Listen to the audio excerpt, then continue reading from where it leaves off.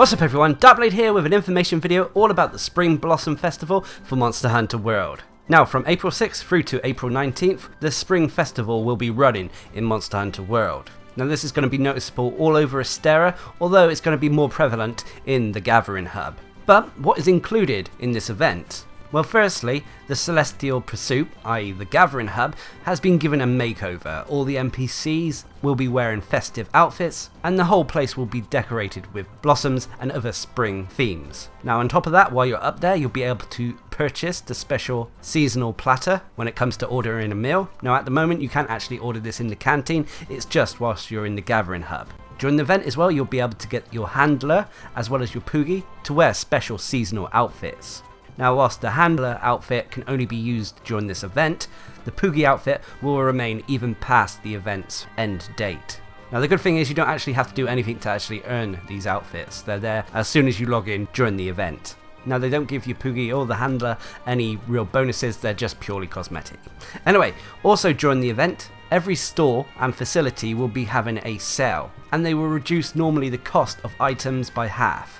Now this isn't restricted to purely items, it can also affect facilities, like for example the Botanical Garden. It can reduce the amount of research points needed to buy certain soils and so on and so forth. So keep an eye out for these sales. Next are the event quests. Now we'll go over these more in a minute, but basically a lot of the event quests from previous weeks have returned, as well as a few special ones for the Spring Blossom Festival. This is a great opportunity for players to go back and grab tickets or items from event quests that they previously missed. Next are the login bonuses. Now during the Spring Blossom Festival, every time you log in you will get 2 lucky vouchers instead of the normal 1. On top of that, for every time you log in daily, you'll also receive a Spring Blossom ticket. Now these tickets are required to craft the Spring Blossom Festival armor for yourself and your Palico that comes with this event. On top of this as well, during the Spring Blossom Festival, the weekly limited bounties have changed.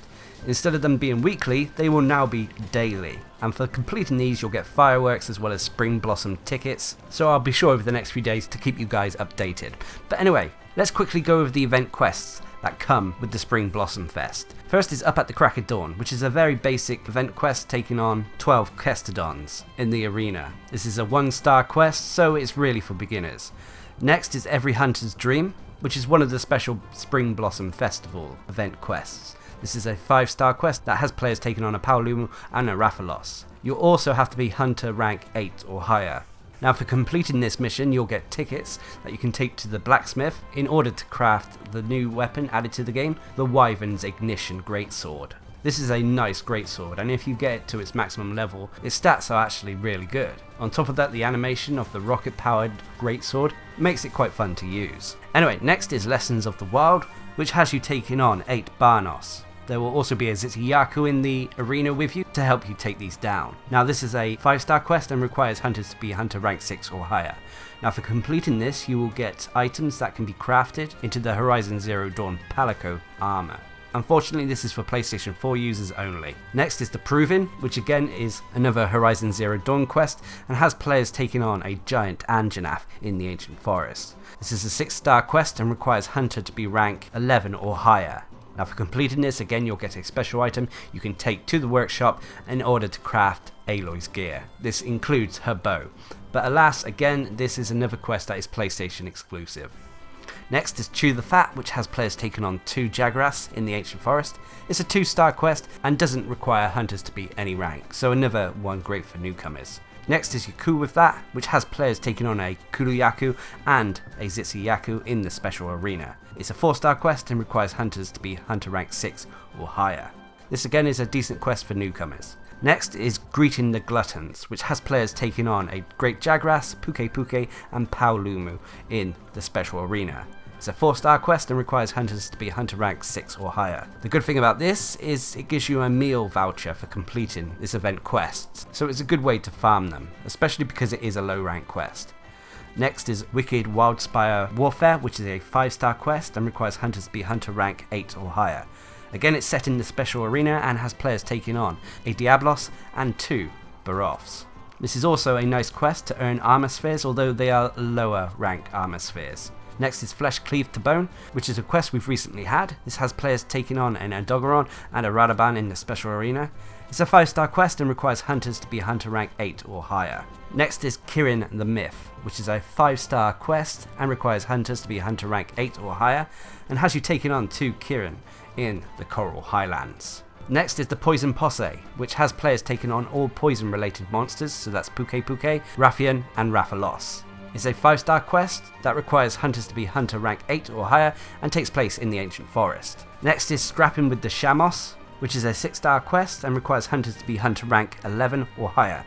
This quest requires players to take on 13 Shamos in the Coral Highlands. Now the interesting thing about this quest is that you actually get an item that you can take to the blacksmith in order to create the sealed eye patch, which some players may have missed the first time round. Next is a Flash in the Pan, which requires players to take on 3 Zitsuyakus. This is a 6-star quest and requires players to be hunter rank 11 or higher. For completing this as well, you'll get an item to take to the workshop to craft the Shadow Shades. These are actually quite nice items with stun resistance and 3 decoration slots. Next is Egg Lovers United, which has players taking on a giant Kuluyaku, which will actually get you the giant gold crown for this monster. This is a 6-star quest and requires hunters to be hunter rank 11 or higher. You'll also get an item that you can take to the workshop in order to craft the Kuluyaku head. Next is Wriggle Me This, which has players trying to capture 10 Wrigglers. These are the little snake-like creatures that hide in the ground in the Coral Highlands. Anyway, this is a 6-star quest and requires hunters to be hunter rank 11 or higher. Now these can be tricky to catch, but as long as you remain crouched or make use of the Ghillie Mantle, you should be able to get close to them, use your capture net on them, and you'll soon have 10. Anyway, for completing this quest you'll get an item that will allow you to craft the Wriggler's head at the workshop. Next is the Triple Threat Throwdown, which has players taking on a Great Jagras, Great Gyros, and a Dodogama. This takes place in the special arena, is a 6-star quest and requires hunters to be hunter rank 13 or higher. Now for completing this, you will get increased decorations, although the actual quality of the decorations is up for debate. Next is Rolling with Uragan, which has players taking on 2 Uragans in the Elder's Recess. Now this is a 7-star quest and requires hunters to be hunter rank 13 or higher.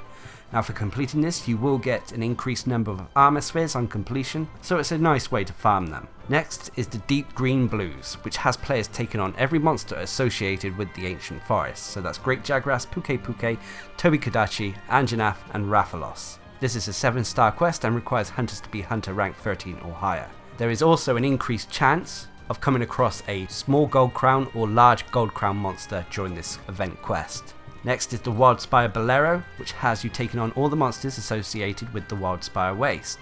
So that's Kuluyaku, Baroth, Giratodus, Raffian and Diablos. This is again a 7-star quest and requires hunters to be hunter rank 13 or higher. Also, like the previous quest, there is a high chance of finding a small gold crown or large gold crown monster during this event quest. Next is the Coral Waltz, which has you taking on all monsters associated with the Coral Highlands. So that's Zitsuyaku, Paolumu, Pink Raffian and Legiana. Again, it's a 7-star quest and requires hunter to be hunter rank 13 or higher. And again, like the previous 2 quests, there is a high chance of finding a small gold crown and a large gold crown monster during this event quest. Next is the Effluvial Opera, which has players taking on all the monsters associated with the Rotten Vale. So that's Great Gyros, Radaban, Adogaron, and Basiljuice. This is a 7-star quest and requires hunters to be hunter rank 13 or higher. In keeping with the other quests as well, there is a high chance of coming across a monster that is a small gold crown or large gold crown. And then finally is Rock and Roll Recess, which has you taking on every monster associated with the Elder's Recess. So that's Dodogama, Uragan, Lavasioth, and Azure Rathalos. Again, it's a 7-star quest and requires hunters to be hunter rank 13 or higher. And yet again, there is a high chance of coming across a monster that is a small gold crown or large gold crown. Anyway, next is a personal favourite, which is Relish the Moment, which have players taking on the incredibly hard-tempered Devil Joe in the Ancient Forest. This is a 9-star quest and requires hunters to be hunter rank 50 or higher. For completing this quest though, there is a high chance you'll get multiple stream stones. Next is a Simple Task, which is again a 9-star quest set in the Ancient Forest and requires players to deliver 10 gourmet shroom caps. This requires hunters to be hunter rank 30. Now the special thing about this quest, unlike previous games, is that there are no monsters on this, no large monsters at least anyway. However, there is loads of tracks, loads of tempered tracks all over the place. But there are only threat level 1 and 2 tracks here. Nonetheless though, it's a great way to get some tempered investigations. Next is tracking the delivery, which has players collecting 10 blue beryl. The blue beryl are basically collection points scattered around the Elder's Recess, and just like a simple task, there are no large monsters during this event quest. However, there will be plenty of threat level 3, so tempered Elder Dragon tracks scattered all over the map for you to collect. And then finally is Snow and Cherry Blossoms, which has players taking on a tempered Legiana and tempered Pink Rathian in the Coral Highlands. This is a 9-star quest and requires hunters to be hunter rank 30 or higher. Now for completing this quest, the players will receive bonus hunter rank points upon completion, so it's a great way to level up your hunter rank. But anyway, as I said at the start of this video, the Spring Blossom Festival during this event, the limited bounties will now be daily instead of weekly. So for day 1, we are given 4 bounties. First is a field research that requires us to complete 1 event quest. Now upon completion, you will receive research points, an armor sphere, a Spring Blossom ticket, as well as 4 Blossom fireworks. Any event quest is not specified which one, it just has to be from the event category. Next is another field research limited bounty, which is titled Challenge, and this requires you to complete 1 challenge quest.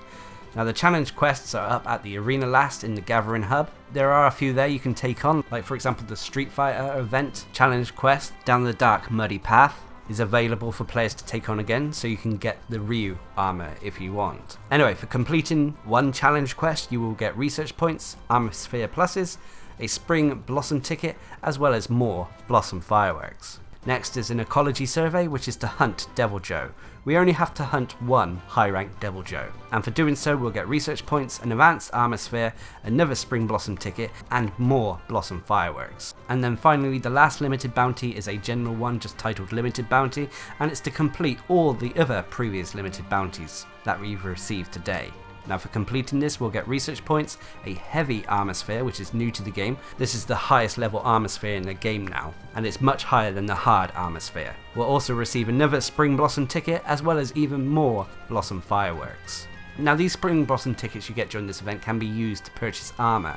There's 1 high rank armor set you can buy with them, and 2 low rank. And their appearance varies depending if you're male or female. On top of that, you can also purchase a nice outfit for your Palico, as well as an actual decent weapon for the Palico.